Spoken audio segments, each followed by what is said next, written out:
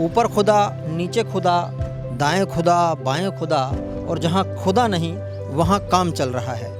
ये जगह बनी मिडिल क्लास की थी। मल्टी लेवल मार्केटिंग कंपनियां या डायरेक्ट सेलिंग कंपनियों ने यहाँ के लोगों को गिनी पिग बना रखा है। महीने की शुरुआत में इनके जेब में रखे गांधी की जयंती मनाई जाती है और महीना ख़त्म होते होते तक पुण्यतिथि मनाने की नौबत आ जाती है। कुछ ऐसा होता है इनके घरों के अंदर का दृश्य। टिप टिप बरसा पानी में भी जनता हकीकत समझ जाती है कि हीरोइन क्या ढकने की कोशिश कर रही है। कभी कभी तो लगता है कि गरीबी अगर सचमुच में हट गई तो इन पार्टियों का क्या होगा। आबादी की पूरी नाव में ही छेद है।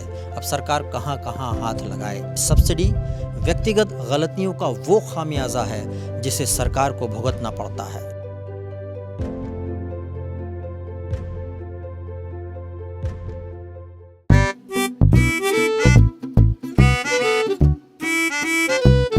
सबकी लेंगे एक्स्ट्रा क्लास।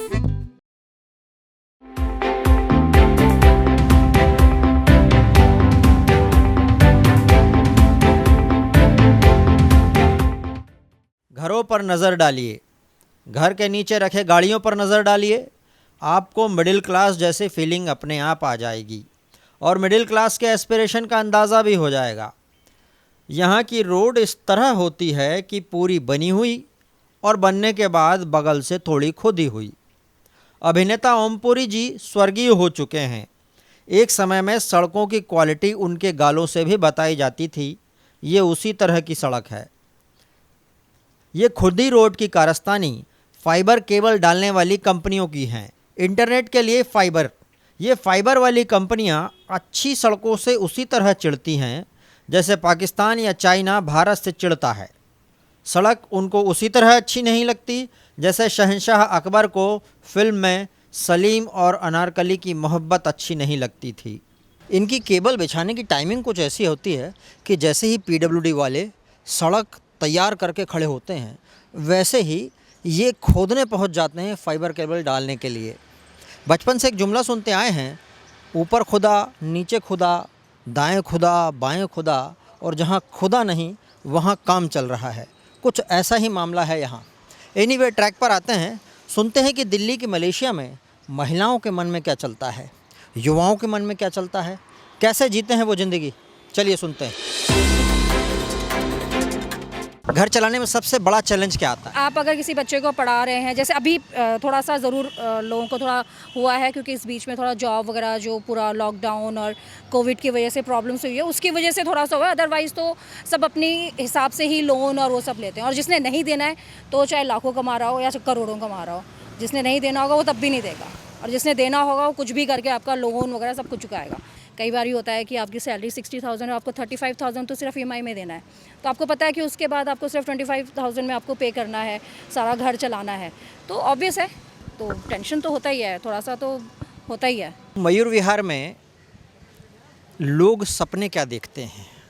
आप जैसा व्यक्ति क्या सपने देखा और बच्चे लोग यहाँ पे क्या सपने देखते हैं? यहाँ का रहन सहन कैसा है? मेरे में बेसिकली क्या है कि जो हमारे जैसे सिमिलर लोग हैं वो अपने आप को सर्वाइव करने की कोशिश में लगे हुए हैं कि अच्छा काम करें, अच्छी जॉब करें, अच्छा बिजनेस डालें और अच्छी तरक्की की तरफ हम अपना रुख करें इस चीज़ के लिए। और बच्चों के लिए अभी तो बच्चों के बारे में क्या कह सकते हैं, बच्चे तो हमारे देश का भविष्य हैं। आपने जब सपने देखे थे तो आप क्या सपने देखा करते थे? उस टाइम पे मैं जब मैं बच्चा था तो मैं उस टाइम पे ये सोचता था कि बड़ा होकर के आर्मी वगैरह में जाने की कोशिश थी। बेसिकली नहीं जा पाए वो बात अलग है, लेकिन उसके बाद मैंने कभी ये नहीं सोचा कि मैं जॉब करूं। ये था कि हाँ अपना बिजनेस वगैरह कुछ भी डालेंगे, तो अपना बिजनेस डाला, उस बिजनेस को सर्वाइव कर रहे हैं। कुछ सोचा आपने? ये यहाँ ऐसा क्यों है कि डिवाइड हो गया? ये जगह बनी मिडिल क्लास की थी। ये जगह जो बनी थी वही मिडिल क्लास के लिए बनी थी, तो ऑटोमेटिक जो मिडिल क्लास होगा तो मिडिल क्लास सोसाइटी रहेगी। वहाँ पे जो जगह मेजरली अब जीके की बात कर रहे हैं तो वो बनी हायर इनकम ग्रुप के लिए थी, तो वहाँ पे हायर इनकम ग्रुप के लोग रहते हैं। अगर हम घर का एक बजट बनाएं तो कितना खर्चा होता होगा? 80,000 1 लाख के आसपास आता है। 80,000 1 लाख के आसपास खर्चा होता है।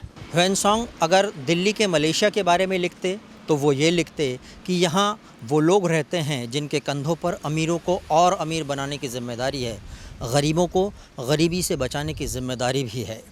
अपनी चादर से बड़ा सपना देखने वाले ये वो लोग हैं जो अपनी हर बात के लिए शॉर्टकट ढूंढते हैं, जुगाड़ ढूंढते हैं। यहाँ वो लोग रहते हैं जिनके घरों से निकलकर दुनिया भर में software engineers, doctor, sales marketing के बड़े बड़े टैलेंट फैल गए हैं। सेल और डिस्काउंट प्रेमी ये वे लोग हैं जो ज़रूरत नहीं होने पर भी प्रोडक्ट ख़रीद लेते हैं। अपनी इसी क्वालिटी की वजह से इन्होंने दुनिया की कई बड़ी कंपनियों को, कई बड़ी FMCG कंपनियों को अरबपति बना दिया है। लेकिन तब भी ये वही लोग हैं जो मिडिल क्लास कहलाते हैं। ये सपना देखना पसंद करते हैं। बाज़ार इनके लिए सब्ज़ बाग तैयार करता है और बाज़ार मुनाफा कमाता है और ये मिडिल क्लास ही कहलाते हैं। मल्टी लेवल मार्केटिंग कंपनियां या डायरेक्ट सेलिंग कंपनियों ने यहाँ के लोगों को गिनी पिग बना रखा है। अनएंडिंग एक्सपेरिमेंट चलते रहते हैं। इन कंपनियों के silver, diamond, gold, platinum agents की निगाह यहाँ के लोगों की जेब पर होती है। वो एक को टोपी पहनाते हैं, एक 4 को टोपी पहनाते हैं और वो 4 अगले 4 को टोपी पहनाते हैं। और इस तरह जब कोई नहीं मिलता तो घर में खोजा जाता है, रिश्तेदारों दोस्तों में खोजा जाता है कि किसको टोपी पहनाई जाए। इस तरह प्यार में धंधा होता है, धंधे से प्यार होता है और मल्टी लेवल मार्केटिंग चलती रहती है। हर तरह का चंदा और टैक्स देने में आगे रहने वाले ये वो लोग हैं जिनका दिल जेब से भी बड़ा होता है और इसीलिए महीने की शुरुआत में इनके जेब में रखे गांधी की जयंती मनाई जाती है और महीना ख़त्म होते होते तक पुण्यतिथि मनाने की नौबत आ जाती है। कुछ ऐसा होता है इनके घरों के अंदर का दृश्य।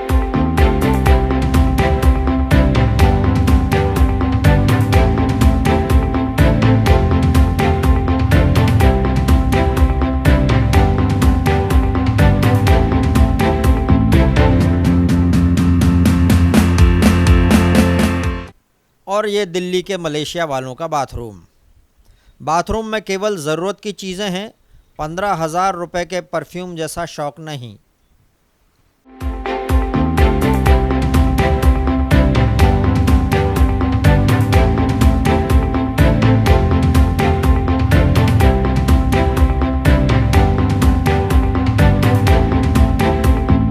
मलेशिया में प्रॉपर्टी के रेट क्या हैं सुनिए। बिट्टू जी, इस एरिया में, मयूर विहार एरिया में जो प्रॉपर्टी के रेट हैं ख़रीदने वाले, वो किस हिसाब से हैं और क्या चल रहे हैं अभी? 2 BHK का 20 लाख भी है, 25 भी है, 60 भी है, 65 भी है। तो एक स्टैंडर्ड साइज़ हम पकड़ते हैं। स्टैंडर्ड साइज़ जो होता है वो 60-65 गज में आपका 2 BHK बनता है, जो प्रॉपर बढ़िया होता है, 2 टॉयलेट बाथरूम के साथ। उसका रेट आपको कम से कम मतलब मिनिमम जो है 30 लाख से स्टार्टिंग है। अगर 100 गज का लेते हैं 2 BHK का तो वो आपको 60 में, 65 में, 55 में ऐसे है। हाँ, 55 लाख। और अगर हम रेंट बोलें इसी प्रॉपर्टी का रेंट बोलें, रेंट आप मान के चलो जो 60-65 गज का फ्लैट है, अगर उसको आप रेंट पे देते हो तो 12 से 13,000 रुपये उसका रेंट आता है। और जो 100 गज वाला है उसे आप रेंट पे देते हो तो कम से कम 18-20 हज़ार आता है। मलेशिया के दर्शन के बाद अब आपको लिए चलते हैं युगांडा की तरफ।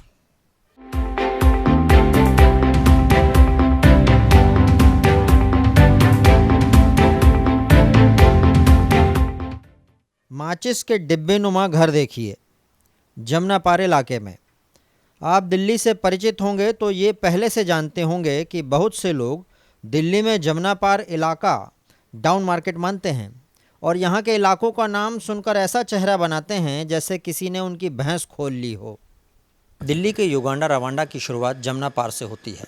जमुना का पुल है, उसके इस तरफ जमनापार। दिल्ली के अमेरिका में जहाँ ज़्यादातर नाम इंग्लिश में होते हैं, GK1, GK2, golf link, defence colony, इस तरह के नाम दिल्ली के अमेरिका में होते हैं। लेकिन जमनापार के बाद में दिल्ली के युगांडा रवांडा में ज़्यादातर नाम हिंदी में होते हैं। शकरपुर, मंडावली, खुरेजी, खजूरी, सीलमपुर, इस टाइप के नाम हैं यहाँ। अगर कभी नाम इंग्लिश में रख भी लिया जैसे वेलकम, तो हकीकत छुपाने से छुप नहीं जाती, ढकती नहीं है, हकीकत उजागर होती है। ठीक ऐसे ही जैसे राम तेरी गंगा मैली में हीरोइन अपने कपड़े ढकने की कोशिश करती है, अंगों को ढकने की कोशिश करती है, लेकिन जनता हकीकत समझ जाती है। टिप टिप बरसा पानी में भी जनता हकीकत समझ जाती है कि हीरोइन क्या ढकने की कोशिश कर रही है।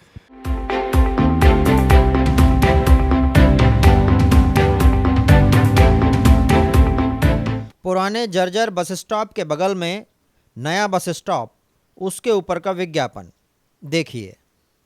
कंपनियां बड़ी चालू होती हैं, यहाँ आदतें देखकर उसी प्रोडक्ट का विज्ञापन करती हैं जो यहाँ चलता है। न्यू सीलमपुर को बताने वाला बोर्ड भी देखिए, इतना पुराना हड़प्पा कालीन दिखाई देगा। सीलमपुर को देखकर ऐसा लगता है कि ये वही जगह है जहाँ कार्ल मार्क्स ने प्रोलेटेरिएट यानी सर्वहारा शब्द कहा। शायद इसीलिए इस एरिया में लेफ्ट वाले बहुत एक्टिव हैं। ये अलग बात है कि वो आज तक राइट वर्क नहीं कर पाए, बस सर्वहारा को बुर्जुआ के खिलाफ लड़वाने जैसे कार्य तक ही सीमित रहे। लड़ो लड़ाओ देश बटाओ, इसी तर्ज पर। यह वही जगह लगती है जिसको देखकर ही राहुल गांधी ने कहा होगा कि गरीबी एक मानसिक दशा है। सत्ताएं, सरकारें हमेशा गरीबों के लिए काम करने की बात करती हैं। ये वह जगह भी है जहां से राजनेताओं के लिए राजनीति में उनका सबसे पसंदीदा सब्जेक्ट शामिल होता है, यानी गरीबी। ऐसे इलाके शायरों के भी पसंद होते हैं। इन्हीं इलाकों की वजह से शायद शायर ऐसा लिख पाता है कि ऐ सियासत तूने कमाल कर दिया, गरीबों को गरीब और अमीरों को और मालामाल कर दिया।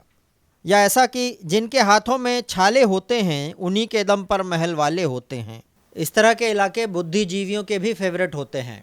बुद्धिजीवी यहाँ एनजीओ खोलते हैं गरीबी हटाने का।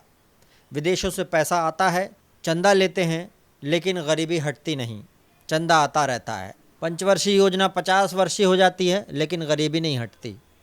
सारी पार्टियाँ गरीबी हटाने पर काम करती हैं। कभी कभी तो लगता है कि गरीबी अगर सचमुच में हट गई तो इन पार्टियों का क्या होगा। तो ऐसे सवाल हमारे या आपके मन में ही नहीं आते, पार्टी आलाकमान के मन में भी आते हैं। और जवाब के तौर पर वो तय करते हैं कि गरीब है तो जनसेवा है, जनसेवा है तो पार्टी है, पार्टी है तो गरीबों की सेवा है, और गरीबों की सेवा के लिए गरीब को गरीब बनाए रखना ज़रूरी है। इसलिए गरीब गरीब बना रहता है और गरीबी हटाओ के नारे चलते रहते हैं। कभी कोई जज्बाती सचमुच में गरीबी हटाने के लिए आंदोलन छेड़ देता है तो वो इसे अमीर बनाम गरीब, कामगार बनाम कॉरपोरेट का रूप दे देते हैं, और जज्बाती लोग मुख्य मुद्दा भूलकर आपस में ही गुत्थम गुत्था होते रहते हैं। नालों के पास ईंटों के रंग के घर देखिए और नाला भी देखिए। इस तरह के दृश्य इस इलाके में बहुत सारे मिलेंगे। स्लमडॉग मिलेनियर वाले फिल्मकार डैनी बॉयल की नज़र मुंबई पर पड़कर ही रह गई। दिल्ली पर जिस दिन उनकी नज़र पड़ेगी तो स्लमडॉग बिलियनियर नाम की फिल्म ज़रूर बनेगी। एनीवे, यहाँ ज़िंदगी कैसी है और कैसे रहते हैं लोग, देखते हैं। 10 बाई 10 के इस कमरे में कितने लोग रहते हैं पूछते हैं।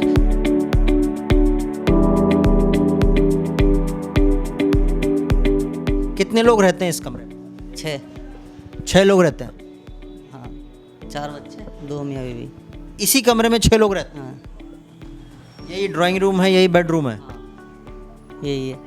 सब यही है। इतना छोटा कमरा और इतने सारे लोग कैसे रहते होंगे?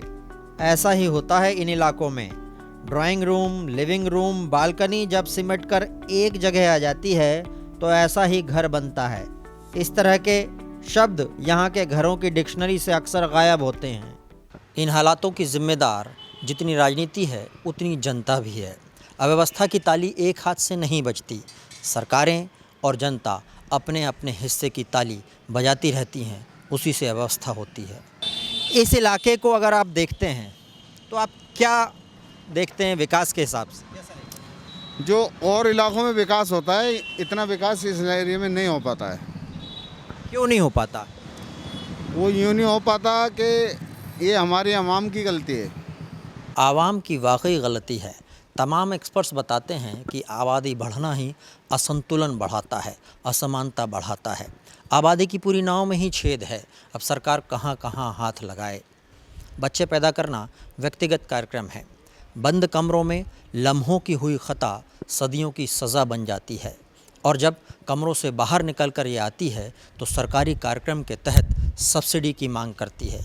यानी सब्सिडी व्यक्तिगत गलतियों का वो खामियाजा है जिसे सरकार को भुगतना पड़ता है।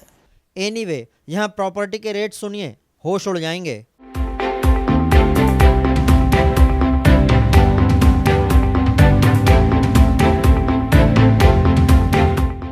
40-45 का चल रहा है रेट। 40-45 क्या? मकान 25 गज का 40 लाख का चल रहा है। 25 गज का 40 लाख का मकान। कौन सी कॉलोनी में इधर? नसबंदी कॉलोनी में। यहाँ पर खरीद बिक्री होती है कि नहीं? फिलहाल तो बिल्कुल बंद है। कोरोना के पहले? उससे पहले भी बिका हुआ एक प्लॉट जो मैं बता रहा हूँ आपको। कितने का बिका है? 2 करोड़ से ऊपर का बिका, 2.10 का दिन। 2.10 का बिका, 2 करोड़ 10 लाख। कितने गज का प्लॉट था? 80 गज का। 3 मंजिल 80 गज और 2 करोड़ 10 लाख प्रॉपर्टी के रेट।